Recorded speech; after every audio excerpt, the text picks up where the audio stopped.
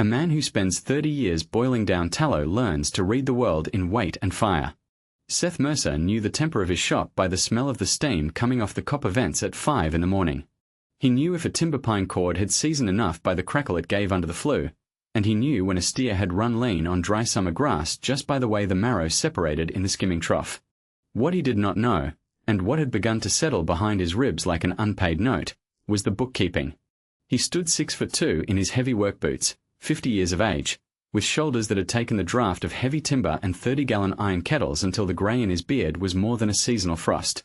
On the pine desk near the drying racks lay 3 months of railway bills, unstamped way tickets from the town butchers, and grease-spotted receipts from 3 different alkali peddlers who had charged him 3 different rates for the same grade of white potash. The business had outgrown his memory. A man could carry the weight of 3,000 pounds of suet in his arms, but you could not lift a ledger by main strength, and Seth knew the difference between hard labour and slow ruin. The wagon turned into the yard just as the morning sun broke the ridge line, bringing the cold autumn wind with it. It was a heavy buckboard drawn by 2 steady crossbred geldings, loaded low and even with 4 banded iron drums. A woman held the reins. She handled the team with the specific efficiency of someone who had driven heavy freight over washboard roads since she was old enough to brace her boots against a footboard. She was nearly 6 feet tall, broad across the shoulders in a clean, stiff linen workshirt that had been washed with lye soap until the seams were bleached bone white. Her canvas apron was tied with a double knot at the hip, the pocket heavy with the square shape of an account book. When she set the iron brake and stepped down from the wheel, she did not look around the yard for a hostler or wait for an invitation. She walked straight toward the boiling house with a long, unhurried stride, carrying a brass-bound ledger under one arm and a flat wooden field kit in the other. Seth wiped his palms on his sacking apron and stepped out to the open double doors of the vat shed. He assumed she had come from the settlement below the timberline to buy domestic dripping or 5-pound blocks of laundry lard for a boarding house. Most women who came out to the work stayed on the buckboard seat and sent a boy in, on account of the smell of the bone vats. "Yard's open," Seth said, his voice deep, quiet, and rough from years of boiler flue dust. "Lard's 60 cents the 10-pound crock if you brought your own earthenware." Hannah Ross did not stop walking until she was 3 paces from him. Her face was long, clean-planed, and sun-browned, with grey eyes that took the measure of the boiling shed, the timber piles, the settling boxes, and Seth himself in one single, methodical sweep. She harboured no parlour manners, and she carried herself in the rigid posture of someone who had spent her youth being told her frame was too big and her speech was too sharp for polite society. "I didn't drive 8 miles of rutted gravel to buy frying grease, Mr. Mercer," she said. Her voice was strong, low, and direct, lacking the gentle drop at the end of a sentence that frontier women used when addressing strange men. "I am Hannah Ross. I hold the territorial distribution for Pennsylvania alkali and dry potash. I have your past 6 freight manifests here, and by my calculation, you have been throwing $2 out of every 10 into the creek." Before Seth could answer, she stepped right past his shoulder into the heat of the boiling shed. She did not cough at the steam. She walked straight to the 500-gallon copper master vat, where 50 bushels of clarified beef tallow were rolling in a low, bubbling simmer.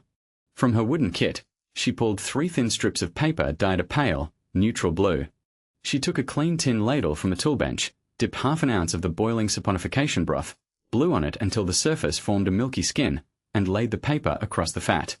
The paper turned a dark, bruised violet within 3 seconds. Hannah held the wet paper up to the lantern light, her jaw setting into the hard line of an accountant finding an unauthorized draft on a balance sheet. "You're burning off 8% more tallow than you're saponifying, Mr. Mercer," she said, turning to face him. Her voice had the crisp, unmistakable rhythm of an auditor reading a foreclosure notice. "Your lye mixture is running 35% alkali concentrate against unclarified bone grease. That means your reaction is starving for fat on the bottom and scorching out the free alkali on top. You aren't making wool washing soap. You're making a batch of caustic brick that will eat the grease out of a fleece and take 3 inches of sheepskin right along with it." Seth Mercer did not move. Most men in the county would have bridled at being spoken to in their own workshop by a woman half their age with an inkhorn at her belt. But Seth was an observant man who had made his peace with arithmetic long ago. He looked from the dark violet slip in her fingers down to the 3 months of unorganized freight receipts on his corner desk. He walked over to the cooling table, lifted a clean pine test paddle, and dipped it into the same vat. He drew a line of the soap down his own forearm, waited for it to cool, and smelled the residue. It had the faint, bitter sting of unreacted potash. "How much?" Seth asked quietly. "On this 500-gallon run alone, you'll burn 30 pounds of pure fat that won't ever bind," Hannah answered without looking at her notes. She had the numbers already stored behind her eyes, balanced and totaled. At territorial tallow prices, that is $4.20 of wasted lard per boil. You run 3 boils a week. That is $54.60 a month, not counting the freight on the lie you didn't need to purchase. Seth looked at her. Really looked at her. He saw the ink stains around her thumbnail where she had been dipping a steel nib into black walnut gall. He saw the iron-top scales sitting in her wooden kit, the brass weights polished from constant handling, each one fitted into its own velvet-lined socket. She had measured his mistakes not out of malice, but because an unbalanced equation offended her sense of order. "You got a kettle on that wagon?" Seth asked. Hannah nodded once. She walked back out into the cold yard, hoisted a 60-pound iron test kettle off the tailboard by herself with an easy, brace-leg lift that showed the muscle beneath her linen sleeves, and brought it inside. She set it on the small brick testing hearth without asking for help. For the next 40 minutes, Seth did not say 5 words. He watched her work. She weighed out 3 pounds of his fresh-rendered beef tallow on her balance beam, adjusting the counterweights with the light, rhythmic touch of a watchmaker. She added 2 ounces of clean spring water, then calculated the exact grains of her dry potash from an airtight glass jar. She stirred the mixture with a flat cedar spatula, keeping the small fire at a steady, moderate draft until the emulsion thickened to the consistency of warm honey. She did not guess. She did not rely on the color of the froth or the sound of the simmer, the way Seth had done for 20 years. She measured by the grain, not by the eye. She weighed by the dram, not by the guess. When she poured the pale, ivory-colored cream into an ungreased wooden mold, she dipped another strip of blue paper into the remainder. The paper stayed a calm, unchanged blue-gray. The chemical reaction was exact. There was no free lye to scorch the skin, and no free fat to turn rancid in the dry storage bins. Hannah wiped her spatula on a clean rag and set it down. She looked up at him, her chin slightly raised, waiting for the argument she was accustomed to receiving from men whose methods she had dismantled. "My voice lacks parlor polish, Mr. Mercer," she said, the words coming out flat and defensive, though her hand stayed perfectly still on the table. "Most men prefer bad soap to plain truth from a woman." Seth Mercer held her gaze. He let the silence stretch between them until the only sound in the shed was the low, steady hiss of the steam exhaust. He counted her years at 28 and his own at 50, but in the arithmetic of competence, those numbers did not divide them. They cancelled the noise between them. "I don't care about manners, Miss Ross," Seth said in his slow, deliberate way. "And neither does my ledger. Can you balance the big vats the way you balance that kettle?" "I can balance anything that runs on measure and weight," she said. "Then take off your coat," Seth said, gesturing toward the pine desk in the corner.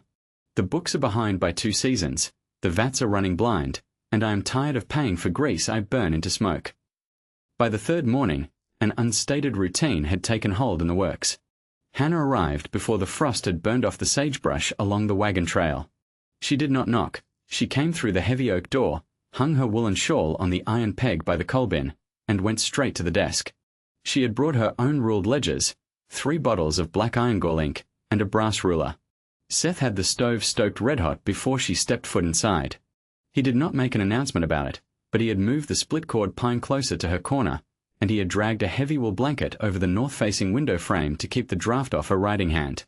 Their labor divided itself without a single formal conference. Seth worked the floor. He managed the steam pressure, shoveling coal into the boiler firebox with long, rhythmic strokes of his broad-bladed scoop, checking the draft with the palm of his hand against the brickwork. He hauled the 200-pound fat carcasses from the cooling racks, quartered them on the maple-cutting block with his heavy cleaver, and hoisted the suet baskets into the copper kettles using the overhead block and tackle. Hannah commanded the chemistry and the accounts. Every 2 hours, she left the desk to walk the perimeter of the 3 boiling vats. She carried her hydrometer in a leather sheath at her waist. She would lower the glass bulb into the boiling liquor, read the specific gravity at the meniscus, and call out the adjustment across the shed. 2 pounds 6 ounces of alkali in vat number 2, Mr. Mercer. The bone grease is running heavy on marrow oil today. Seth would nod once, go to the lie drums, weigh out the exact charge on the hanging spring scale, and dump it into the copper belly. He never questioned the grain count. She had demonstrated the mathematics on the first morning, and Seth Mercer was not a man who paid for precision only to substitute his own pride in its place. At midday, when the steam had to be held at a steady idle for the fat to clarify, Seth would walk over to the small iron stove where he kept a tin pot of chicory coffee sitting on the back plate. He would pour 2 tin mugs full to the brim. He never asked her how she took it, because he had observed on the first afternoon that she drank it black and bitter, without sugar, drinking it down in 3 long swallows while her left hand kept her place in a ledger column. He would walk to her desk, set the tin cup down on an iron trivet so the hot bottom would not ring the pine wood or warp her ruled paper, and step back. "Thank you, Mr. Mercer," she would say, her eyes remaining fixed on the column of numbers she was adding with the brass ruler. "Coffee's fresh," he would reply, and return to his oil can to grease the steam valves. They did not speak of families, or the town, or the reasons why a 28-year-old woman with an education in industrial arithmetic was hauling alkali across the territory alone on a springless buckboard. But Seth noticed the small things that another man might have missed. He noticed that she had a small, white scar across the bridge of her nose from an old chemical splash, and that she wore men's heavy cowhide work boots because the local cobbler did not make women's shoes large enough for a woman of her stature.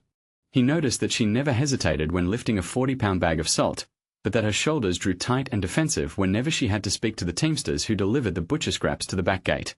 She expected to be mocked for her size and her voice. Seth saw that calculation in her every time an outsider rode into the yard. She would square her broad shoulders, tighten the line of her mouth, and drop her chin, preparing herself to deliver the hard facts before anyone could laugh at her presence. On the second Friday of the arrangement, the master relief valve on vat number 1 failed.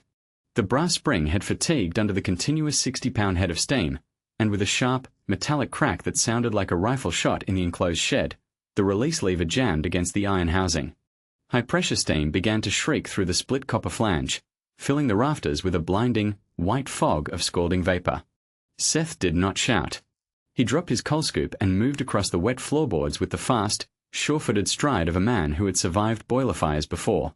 He reached for the overhead bypass lever, but the iron rod had seized in its guide bracket 6 feet above the vat. Before he could reach for a crowbar, Hannah was already there. She did not scream, and she did not run for the open double doors. She had grabbed a folded wet gunny sack from the soaking tub to protect her hands, stepped up onto the timber retaining wall above the boiling vat, and thrown her full weight onto the seized iron lever. Her frame was long enough to give her the leverage, but the iron was rusted solid. Seth stepped up onto the bench behind her, his large, calloused hands coming down directly over hers on the rough hemp sacking. His chest was braced against the line of her back, his arms enclosing hers as they pulled together against the frozen rod. The heat of the steam washed over their faces, smelling of boiled fat and hot copper, but neither of them flinched. They pulled with a single, synchronized surge of weight and muscle. The iron yielded with a dull groan. The valve seated home into the bypass pipe, and the screaming hiss of the steam died away into a soft, steady hum. They stayed in that position for 3 seconds on the narrow timber wall. Seth's palms were pressed hard against the backs of her hands. He could feel the steady, rapid beat of her pulse through the wet sacking. She did not pull away, and she did not lean back into him. She simply stood her ground, her head turned slightly, her grey eyes meeting his through the thinning cloud of white steam. There was no apology in her face, and no panic. She looked at him with the quiet, absolute clarity of someone who had calculated the danger, taken the necessary action, and found the result satisfactory. "Valve packing is dried out," she said, her voice breathy from the exertion, but completely level. "It needs tallow-soaked hemp before the morning boil." Seth Mercer held her gaze. He did not move his hands from hers until he was certain her balance was secure on the wet timbers. "I have the hemp in the tool chest," Seth said softly. "I will pack it while you finish the freight ledger." She nodded once, stepped down from the bench with her usual steady economy of motion, and walked back to her desk. Her hands were slightly red from the heat, but when she picked up her steel pen, the ink did not waver by a hair's breadth as she entered the cost of 30 pounds of coal into the debit column. Seth watched her for a long moment from the floor of the shed, the grease rag hanging loose in his hand. He looked at the straight, unbending line of her back as she bent over his tangled accounts, bringing order to 20 years of solitary, unmeasured labor. He did not know what the ledger would show at the end of the month, but he knew the balance had already shifted. For the first time since he had built the rendering house on the creek flat, the work did not feel like a burden he was carrying alone against the coming winter. It felt like something measured, shared, and steady. The third week of October brought a hard ground freeze that locked the mud in the yard into iron ruts and drew the cold deep into the stone foundations of the boiling house. It also brought Julian Sterling. He arrived at 10 o'clock on a Tuesday morning, his black lacquer carriage gleaming against the grey prairie grass like an ink spill on clean linen. He was accompanied on the front bench by Mrs. Gable, the town dry goods merchant's widow, whose eyes took in the rendering works with the sharp, narrow curiosity of a church elder looking for a broken fence. Sterling stepped down into the frozen yard with a silver-topped cane and polished calfskin boots, stepping deliberately around the grease gutters with his wool coat pulled tight against the northern wind. Hannah was at the loading dock, checking the tear weight on 7 empty 40-gallon casks with a chalk stick and a brass hanging hook. Seth was 50 feet away by the coal shed, splitting dry tamarack for the night flue with long, rhythmic swings of a 5-pound maul. Sterling did not walk toward the woodpile. He walked directly to the foot of the loading dock, planting his cane between the frost-heaved planks, and looked up at Hannah. "Miss Ross," Sterling said, his voice carrying the smooth, oiled cadence of a man who owned the rail siding, the grain elevator, and 3 mortgages on the main street. "I see you've found work suitable to your particular temperament. Though I wonder if your father in SD. Louis knows his daughter is spending her daylight hours scraping kettle bottoms with common tallow hands." Mrs. Gable remained near the carriage wheel, her voice cutting clearly across the open yard. "It is hardly daylight hours alone, Mr. Sterling. The boarding house table has had plenty to say about a young woman staying out past 8 o'clock at a rendering works unchaperoned. A woman who forgets her place in town soon finds the town forgets her credit." Hannah froze with the chalk poised 2 inches from the oak staves. The blood rose up her neck, coloring the line of her jaw, but she did not drop her arms. She stood in the rigid, unyielding posture of someone who had heard every variation of that insult since she turned 16 and grew past every boy in her parish. Her voice, when it came, was too loud, too flat, and heavy with the sharp strain of defensive anger. "My business with Mr. Mercer is recorded under Territorial Mercantile License, Mr. Sterling," she said, the words echoing off the shed wall. "I account for alkali and fat. I do not account for Mrs. Gable's supper table gossip." Sterling smiled without showing his teeth. He tapped his cane against the bottom timber. "You won't be accounting for much alkali after this week, Miss Ross. The Territorial Freight Commission has received a formal petition regarding the transit of uninspected chemical hazards on passenger line spurs. Until every drum of your Pennsylvania potash undergoes safety titration at the central depot in the county seat, a process that will take my inspectors 4 to 6 weeks, your shipments will remain locked in the rail cars on my siding." He turned slightly toward the woodpile, raising his voice so it reached Seth across the yard. "Mr. Mercer can purchase his refined lye from my warehouse at 14 cents a pound, cash in advance, or he can let his fires go cold. Good day to you, Miss Ross." Sterling helped Mrs. Gable back into the carriage, took the reins, and wheeled the team around, leaving the yard in a cloud of frozen dust. Hannah stood on the dock for a long minute after the carriage disappeared over the rise. Her hands were shaking slightly, an arithmetic error of the body she could not instantly correct. She dropped the chalk into her apron pocket, set the heavy iron hanging scale on the planking, and began gathering her small glass titration bottles into their wooden case with quick, jerky movements. Seth set his maul against the chopping block. He walked across the yard with his slow, heavy stride, his breath coming in white plumes, and climbed the 3 steps to the dock. He did not say a word about Sterling, and he did not mention Mrs. Gable. He stood 2 paces from her, observing the way her shoulders curved inward, trying to make her 6-foot frame smaller, less visible, less open to the small cruelties of the settlement. "You leaving?" Seth asked quietly. "He owns the siding, Mr. Mercer," she said, her voice brittle as winter glass, her eyes locked firmly on the brass latch of her field kit. "Without the rail cars, I have no potash to supply you. If you buy from his warehouse at 14 cents, your margin on harness grease drops to 2%. You cannot afford to keep my ledger, and you cannot afford my presence. The town will make sure of it." Seth looked at her bent head.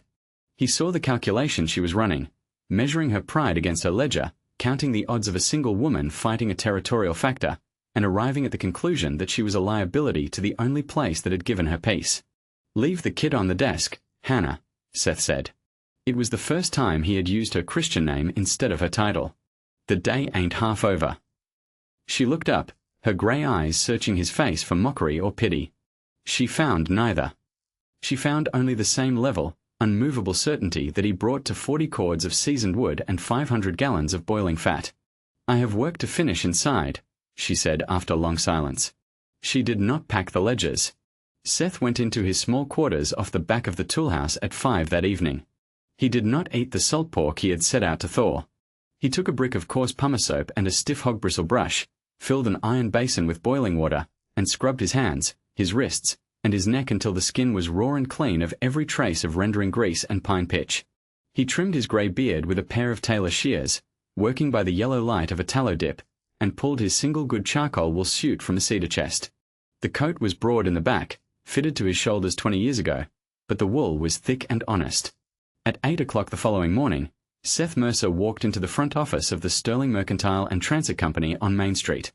The clerks behind the mahogany counter stopped their pens. A few townspeople near the dry goods shelf stepped back, staring in open astonishment at the renderer who had not set foot in the bank block in 4 years, looking as solid and dark as an iron stove in his pressed wool. Seth did not look at the counter clerks.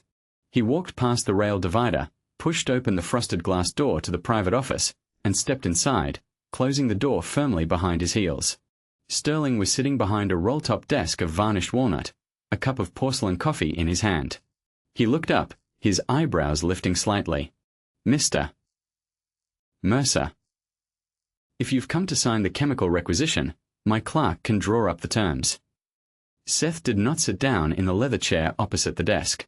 He stood squarely in the center of the Persian rug, his hat in his left hand, his right hand resting flat against his coat pocket. "I hold the municipal contract for 3 tons of harness grease and wheel lubricant for the territorial stage line, Sterling," Seth said, his voice quiet, low, and perfectly level. "The county commissioners renew that contract on the 1st of November." Sterling leaned back, tapping his fingers together. "A tidy piece of business for you, Seth. I fail to see what it has to do with my rail siding." "You hold the transit bond for the coaches," Seth continued without a change in inflection. "If my works do not deliver the axle grease by Tuesday noon, the stage line doesn't roll from a depot. If the coaches sit idle 24 hours, the territorial governor enforces the penalty clause on your bond. That is $500 a day in default fines against your credit with the territorial treasury." Sterling's hands stopped tapping. The color faded slightly from his mouth. "You wouldn't default on the county. It would ruin your business." "I am 50 years old, Julian," Seth said, holding the younger man's gaze with the cold, immovable weight of an oak beam. "I worked 30 years with my hands before I had a contract, and I can work 10 more with an iron pot in the woods if I have to. But you can't survive 3 days of territorial default without your bank in Omaha calling your paper. You release Miss Ross's chemical cars from the siding by 12 o'clock today, or the stage line runs dry on Tuesday morning." Sterling stared at him. He looked for bluster, for anger, for the heat of an insulted tradesman. He found only the cold, unyielding arithmetic of a man who had calculated the leverage to the exact penny and was entirely willing to pull the lever. "Her freight will be cleared by noon," Sterling said, the words thin and sour. "I'll have my teamster at the freight house at 12:30, Seth said. He turned on his heel and walked out of the office, never once looking at the staring faces in the mercantile shop as he stepped back into the street.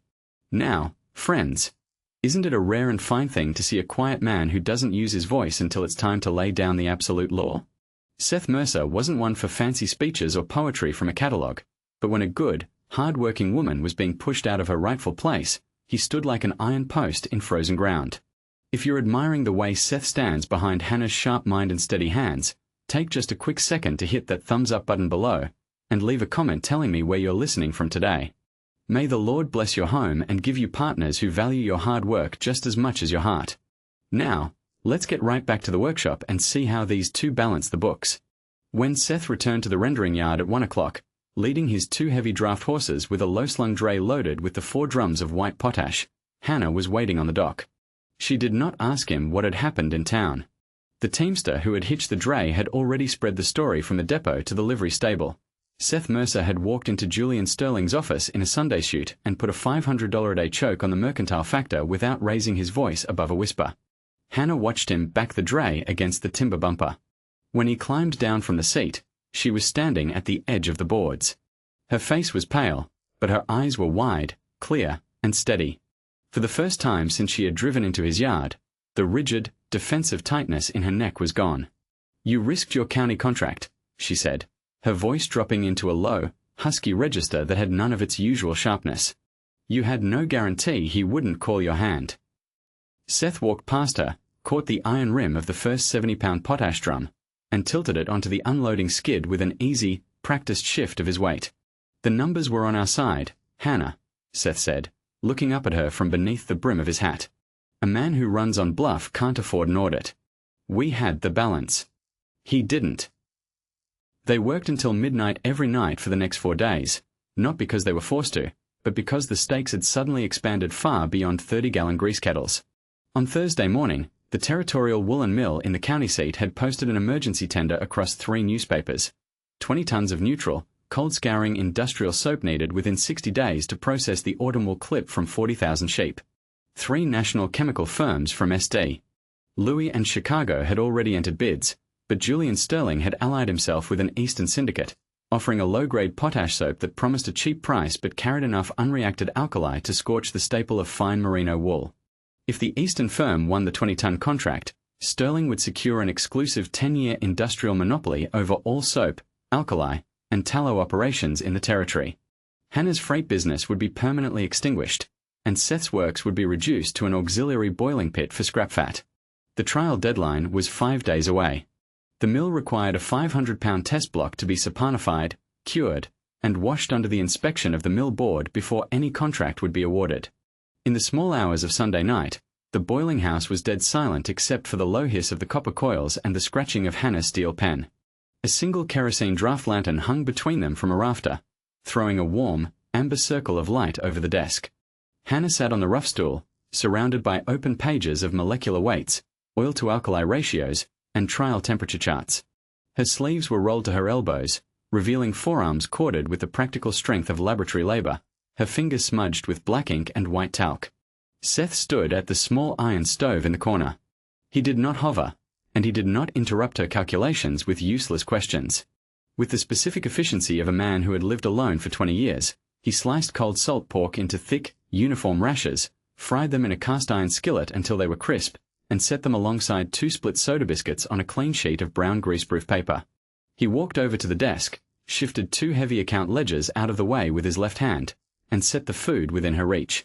He reached up, adjusted the brass thumbscrew on the draft lantern so the yellow flame stopped smoking the glass chimney, and directed the brightest beam of light directly over the column of numbers she was totaling. Hannah stopped writing.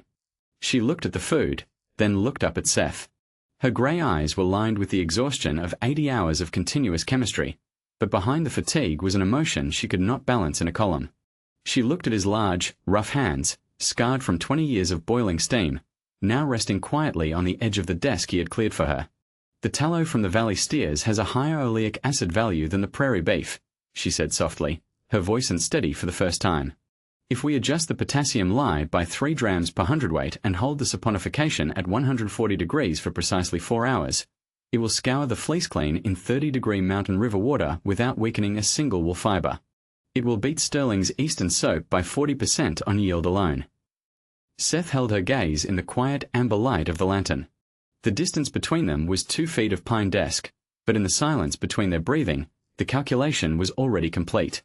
"Then that's the batch we boil, Hannah," Seth said. "You weigh the alkali. I'll fire the vat." The morning of the mill inspection brought a sky the color of cold slate and a north wind that rattled the tin vents on the roof of the boiling house. By 8 o'clock, the yard was filled with the wagons of the Territorial Woolen Mill Board, accompanied by 24 curious onlookers from town who had come out on the buckboard trail to see whether the old renderer and the tall alkali woman would make good on their 500-pound trial batch or forfeit the territorial trade for good. Julian Sterling arrived with the chief inspector, a sour-faced Scottish weaver named McAllister who had spent 30 years grading wool in the border mills of Galashiels before bringing his trade to the territories. Behind them, 2 teamsters unloaded a 500-pound crate of yellow, machine-pressed soap bars stamped with the mark of the Ohio Alkali Works, Sterling's Eastern Syndicate partner. Sterling stood on the gravel with his beaver hat in his hand, smiling with the easy, pleasant confidence of a man who believed the outcome was already settled in his favor. Mr. McAllister, Sterling announced, his voice carrying clearly to the gathered townspeople, the Eastern soap provides 40% caustic efficiency at 7 cents the hundredweight. Why waste the Commission's time with homemade tallow boiled in a creek shed when industrial chemistry from SD? Louis is already at your rail siding.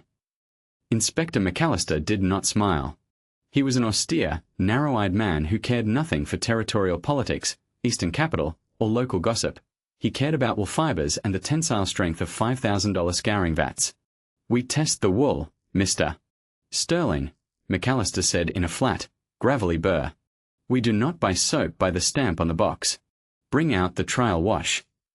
Seth and Hannah had rolled their 500-pound curing block out onto the center of the loading dock at dawn. It sat on clean pine runners, a pale, solid, unblemished ivory slab 4 feet long and 2 feet thick, cut clean at the edges with a steel cheese wire. It smelled neither of burnt line nor of rancid fat. It carried only the faint, crisp scent of neutralized tallow and spring-fed mountain water. Hannah did not wait to be introduced, and she did not ask permission to address the inspector. She stepped to the front of the dock wearing her freshly washed canvas apron, her hair tied back in a neat, tight knot at the crown of her head, holding 2 glass wash basins, 2 brass thermometers, and 2 identical hanks of raw, unwashed merino fleece, filthy and yellow with sheep sweat and heavy autumn grease. Inspector McAllister, Hannah said, her clear, strong voice ringing out over the yard with the cold, effortless authority of an auditor reading a bank balance. A high caustic soap removes grease quickly because free potash burns through both fat and protein alike. But a scouring soap that eats the lanolin by destroying the keratin fiber costs your mill 10 yards of finished cloth for every bolt you weave. She did not wait for Sterling to object. With the specific efficiency of someone who had performed chemical titrations 1,000 times over lab benches, she measured 2 pints of ice-cold runoff water into each glass bowl. She shaved precisely half an ounce of Sterling's Eastern soap into the left bowl and half an ounce of their own pale ivory batch into the right. Cold water solubility test, Hannah declared, stirring both bowls with twin glass rods for 60 seconds. The Eastern soap remained in greasy, half-dissolved yellow lumps at the bottom of the left bowl, clouding the water into a muddy suspension. The ivory shavings in the right bowl dissolved completely into a clear, rich, foaming white lather that held its head without leaving a trace of unreacted grease on the glass rim. Hannah plunged a greasy hank of fleece into each bowl, worked them with her bare fingers for 20 seconds, pulled them out, and laid them side by side on a clean sheet of white blotting paper before the inspector. Sterling's wool was pale, but when McAllister took the fibers between his thick weaver's thumbs and pulled, the staple snapped with a dry, brittle crack, the fibers fraying into dust. Hannah handed McAllister the fleece washed in her own batch. The Scot pulled against the staple with his full strength. The wool stretched, held its spring, and snapped back into a clean, crimped curl, pure white, soft as thistle down, and completely stripped of lanolin grease. Zero free alkali, Hannah said, laying a litmus paper against the damp fleece. The paper remained a steady, neutral grey-blue. The tallow was saponified at 140 degrees to a 99.4% neutral balance. It scours in 30-degree mountain river water without heating the mill run, saving you 12 cords of boiler wood a week on the washhouse flues alone. Julian Sterling's face turned the color of cold tallow. This is an unverified laboratory trick, McAllister. An anomaly. A single 500-pound batch cannot guarantee 20 tons of consistent industrial delivery. Mercer doesn't have the capital to bond a contract of that scale. The yard fell dead silent. The townspeople looked from Sterling to Seth, who was standing quietly at the foot of the dock steps in his rolled-up shirt sleeves, his arms crossed over his broad chest. Seth Mercer did not shout. He did not look at Sterling. He stepped up the 3 dock stairs, reached into the pocket of his heavy wool vest, and pulled out a certified bank draft drawn on the First Territorial Bank of Omaha, backed by his freehold land title and 20 years of unencumbered livestock assets. He walked over to McAllister's table and laid the draft flat beneath the inspector's hand. That's a $5,000 performance bond, Inspector, Seth said, his voice slow, deep, and immovable as granite. If a single ton of Miss Ross's soap burns 1 pound of your merino wool, you cash that draft and keep the 20 tons for nothing. We run our vats by her measure, and my land stands behind her arithmetic. McAllister looked down at the bond. He looked at the pure, unbroken wool fibers between his fingers, then up at Hannah Ross, whose grey eyes met his without a single flicker of hesitation. The Scot pulled a heavy brass fountain pen from his pocket, signed the territorial procurement order on the edge of the curing block, and handed the duplicate to Hannah. 20 tons by the 1st of December, Miss Ross, McAllister said without looking at Sterling. Have your first 5-ton dray at the mill warehouse by Monday noon. By 4 o'clock that afternoon, the yard was empty. The onlookers had ridden back to town with a tale that would keep the mercantile counter talking for the rest of the winter. How the old soap maker and the tall accountant had broken the Eastern monopoly with 4 pounds of clarified suet and a strip of coloured paper. The autumn dusk fell early, bringing a crisp frost that turned the grass along the creek into silver needles. Inside the boiling house, the copper vats were resting on low, banked embers, ticking softly as the metal cooled. The shed was immaculately clean, the floorboards scrubbed with hot soda water, the tools hung in their matching iron racks, and the air smelling purely of cedar, pine pitch, and cured ivory soap. Hannah sat at her pine desk in the corner. The amber light from the draft lantern caught the gold nib of her pen as she drew the final double-ruled line across the bottom of the master ledger, balancing the purchase of 40 cords of firewood against the 20-ton contract advance. The debit and credit columns matched to the penny. Seth, Hannah said. Her voice was quiet in the still room, carrying none of its old defensive iron, but heavy with the sudden, empty quiet that comes at the end of a long campaign. The audit is finished. The books are balanced, the mill account is opened under your name, and your profit for the winter is secured. My work here is fully settled. She set the pen down on the brass tray, closed her ink jar, and began to unlace her canvas apron. Seth did not stay near the firebox. He walked across the wide floorboards with his slow, measured tread, stopped beside her desk, and placed a newly stamped parchment, bearing the red wax seal of the territorial district clerk, directly over her closed ledger. Hannah looked down. Across the top line, in the bold, neat hand of the county registrar, were the words, Mercer and Ross Rendering and Soapworks, co-equal partners and freehold owners. Her hands stopped on the apron ties. She looked from the deed up to Seth's face. A single entry on a ledger is just a transaction, Hannah, Seth said softly, his voice lower and gentler than she had ever heard it. You buy, you sell, you write the total, and the page is closed. But a double-entry ledger requires 2 matching sides, or the whole balance sheet collapses before the season is out. Hannah looked at him, her grey eyes widening slightly, the breath catching in her throat. You've spent 28 years being told your mind was too sharp and your stature was too large for folks, Hannah, Seth said, not moving his eyes from hers. You thought you had to brace your feet every time you spoke to keep from being pushed out of the room. But to me, you're the only measure that ever kept this place from running into the red. You brought the light and the order into this house, and I am too old a man to pretend I can balance the years ahead without you. He reached out his large, calloused hand and laid it flat on the desk, palm upward, leaving the distance for her to cross if she chose. I don't just want a partner on the deed, Hannah, if you'll have an old renderer, he said, the truth of 30 years of solitary labour laid bare in his eyes. I want the balance of your life alongside mine for the rest of our days. Hannah looked at his hand, the honest, scarred palm of a man who had never asked her to make herself smaller, who had never flinched at her voice, and who had staked his entire life's work on the precision of her mind.